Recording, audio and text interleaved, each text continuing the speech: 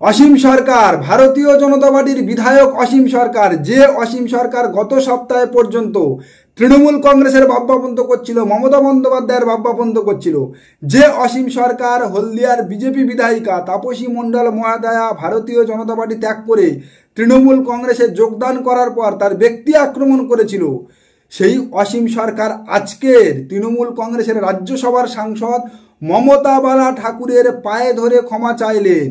তৃণমূল কংগ্রেসের রাজ্যসভার সাংসদ মতুয়া ঠাকুরবাড়ির মমতা বালা ঠাকুরের পায়ে ধরে আজকের ক্ষমা চাইল গাইঘাটার বিজেপি বিধায়ক অসীম সরকার। তাহলে কি 2-2 4-এর অঙ্ক মিলতে চলেছে? আরও একটা উইকেট পড়তে চলেছে ভারতীয় জনতা পার্টির। 2026 বিধানসভা নির্বাচনের আগে একাধিক ভারতীয় জনতা পার্টির বিধায়ক তৃণমূল কংগ্রেসে যোগদান করবে, এ খবর আমরা বারবার আপনাদের কাছে পরিবেশন করেছি। আর আজকের মতুয়াবাড়ির তৃণমূল কংগ্রেসের রাজ্যসভার সাংসদ মমতা বালা ঠাকুরের পায়ে ধরে অসীম সরকারের ক্ষমা চাওয়ার ভিডিও কিন্তু সেই ইঙ্গিত দিচ্ছে। অসীম সরকার দেখুন, মমতা বালা ঠাকুরের শুরু হয়েছে বনগাঁ ঠাকুরনগরের মতুয়া সম্প্রদায়ের বারুণী মেলা।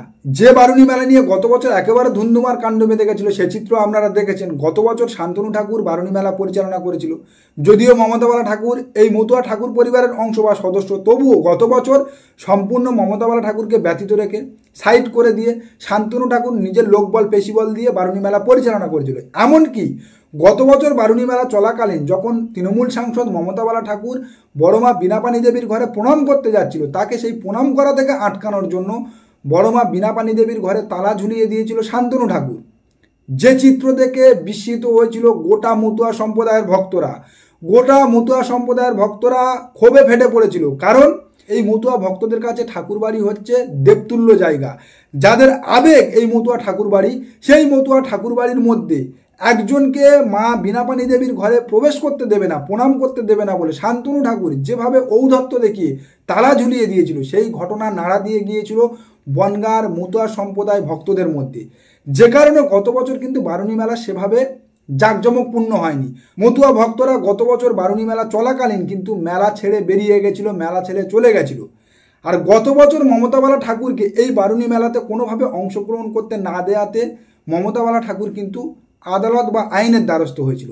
বারুণী মেলা নিয়ে করা মমতা বালা ঠাকুরের সেই মামলায় মহামান্য কলকাতা হাইকোর্টের রায় এসেছে যে এই বছর এই বারুণী মেলা সম্পূর্ণ পরিচালনা করবে মমতা বালা ঠাকুর। কিন্তু মহামান্য কলকাতা হাইকোর্ট সম্পূর্ণ বারুণী মেলা পরিচালনার দায়িত্ব মমতা বালা ঠাকুরের ঘাড়ে দিলেও, বা মহামান্য হাইকোর্টে করা মামলার রায় সম্পূর্ণভাবে মমতা বালা ঠাকুর তৃণমূল কংগ্রেস সাংসদ মমতা বালা ঠাকুরের পক্ষে গেলেও, মমতা বালা ঠাকুর কিন্তু বারুণী মেলা শুরুর আগেই পরিষ্কার ঘোষণা করেছিল, যেহেতু মতুয়া ভক্তদের আবেগ এই মেলা, যেহেতু মতুয়া ভক্তদের প্রাণ এই মেলা, সেহেতু এত বড় মেলা সম্পূর্ণভাবে পরিচালনা করবে কিন্তু মতুয়া পরিবার, অর্থাৎ শান্তনু ঠাকুরের পরিবার ও মমতা বালা ঠাকুরের পরিবার।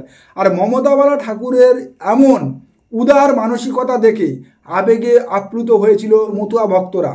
এই বছর শান্তনু ঠাকুরের পরিবার ও মমতা বালা ঠাকুরের পরিবার একত্রিত হয়ে উভয় একত্রে বারুণী মেলা পরিচালনা করছে, ধুমধামের সঙ্গে বারুণী মেলা হচ্ছে। কিন্তু সেই মেলাতে তাল কাটল অসীম সরকার যখন এসে মমতা বালা ঠাকুরের পা ছুঁয়ে ক্ষমা চাইলেন। মমতা বালা ঠাকুর তৃণমূল কংগ্রেস সাংসদের পা ছুঁয়ে অসীম সরকার ক্ষমা চাইলেন, এবং সেটা কার সামনে? শান্তনু ঠাকুরের সামনে। আর কি বলছে তৃণমূল সাংসদ মমতা বালা ঠাকুর অসীম সরকারের এই পা ছুঁয়ে ক্ষমা চাওয়ার প্রসঙ্গে? দেখুন সেই ভিডিও। সংসার থাকলে গোলমাল হয়, ভুল বোঝাবুঝি হয়। গতবার যেভাবে যে তাণ্ডব হয়েছিল, ভক্তরা সঙ্গে সঙ্গে বেরিয়ে চলে গেল, কিন্তু আবার সেই ভক্তরা ফিরে এসছে আনন্দে নিয়ে। সেটাই আমার মনের ভেতরে আজকে সেই পুরনো স্মৃতির কথা মনে পড়ে চকচক চলছে। এই অসীম সরকার গত বছর বারুণী মেলা নিয়ে মমতা বালা ঠাকুরকে কটাক্ষ করেছিল। এই অসীম সরকার লাগাতার তৃণমূল কংগ্রেসের ভাবভাবন্ত করে। সেই অসীম সরকার মমতা বালা ঠাকুরের পা ছুঁয়ে প্রণাম করল। ভারতীয় জনতা পার্টি 2019 লোকসভা নির্বাচনে সিএ বা সিটিজেন অ্যামেন্ডমেন্ট অ্যাক্টের টোপ দিয়ে বনগাঁর মতুয়া সম্প্রদায়ের আবেগ জয় করেছিল। বনগাঁ মতুয়া সম্প্রদায়ের ভোট নিজেদের দিকে টেনেছিল তাদের নাগরিকত্ব দেবে বলে।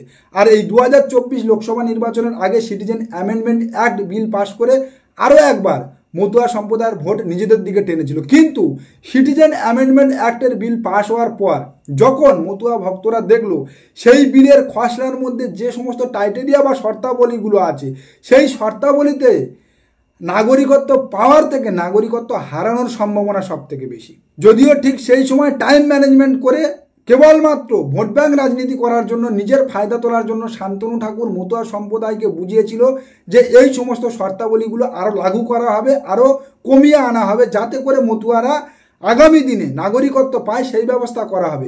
শান্তনু ঠাকুরের এই টোপ মতুয়া সম্প্রদায় বিশ্বাস করেছিল। 2024 লোকসভা নির্বাচনে শান্তনু ঠাকুরকে নির্বাচিত করেছিল, শান্তনু ঠাকুর বা ভারতীয় জনতা পার্টিকে মতুয়া সম্প্রদায় ভোট দিয়েছিল। কিন্তু আজও পর্যন্ত একজনও মতুয়া সম্প্রদায় এই সিটিজেন অ্যামেন্ডমেন্ট অ্যাক্ট বিলের আন্ডারে নাগরিকত্ব পায়নি।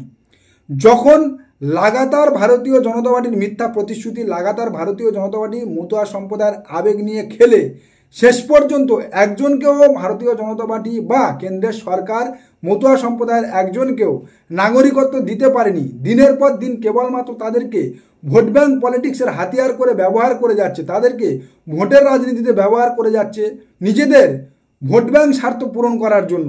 এটা বুঝে যাওয়ার পর কিন্তু ধীরে ধীরে মতুয়া সম্প্রদায় ভারতীয় জনতা পার্টি থেকে পিছু হটতে শুরু করেছে, শান্তনু ঠাকুর থেকে পিছু হটতে শুরু করেছে। আমরা তার উদাহরণ দেখেছি উপনির্বাচনে।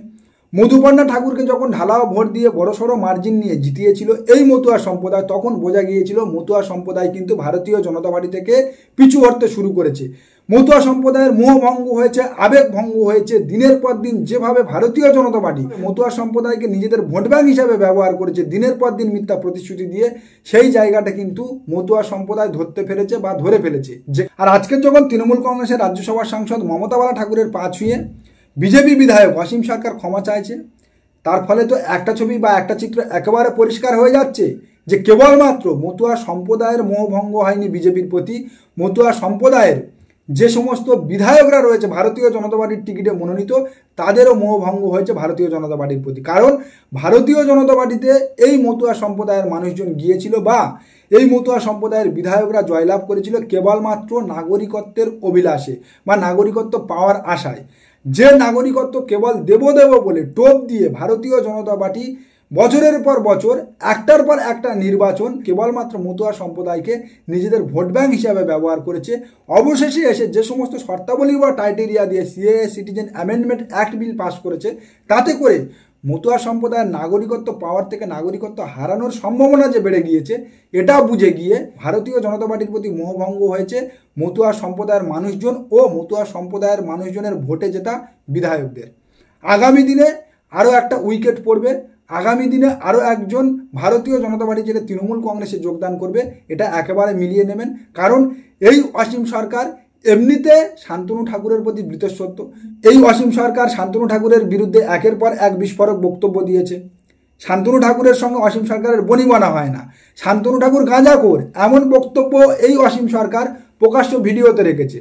আর আজকের যখন দেখা গেল সেই শান্তনু ঠাকুরের সামনে শান্তনু ঠাকুরের পায়ে প্রণাম না করে মমতা বালা ঠাকুরের পা ছুঁয়ে প্রণাম করে ভুল হয়ে গেছে বলে ক্ষমা চাইছে অসীম সরকার, তার মানে তো এটা একেবারে পরিষ্কার ও স্পষ্ট আগামী দিনে অসীম সরকার ও তৃণমূল কংগ্রেসের দিকে পা বাড়াচ্ছে। অসীম সরকার তৃণমূল কংগ্রেসে আসতে চলেছে। অসীম সরকারের মোহভঙ্গ হয়েছে, মতুয়া সম্প্রদায়ের মোহভঙ্গ হয়েছে। নমস্কার, আজকের প্রতিবেদন এখানে শেষ করছি। দেখা হচ্ছে আগামী কোনো প্রতিবেদনে। আমাদের প্রতিবেদন সম্পর্কে আপনাদের মতামত অবশ্যই জানান আমাদের কমেন্ট সেকশানে।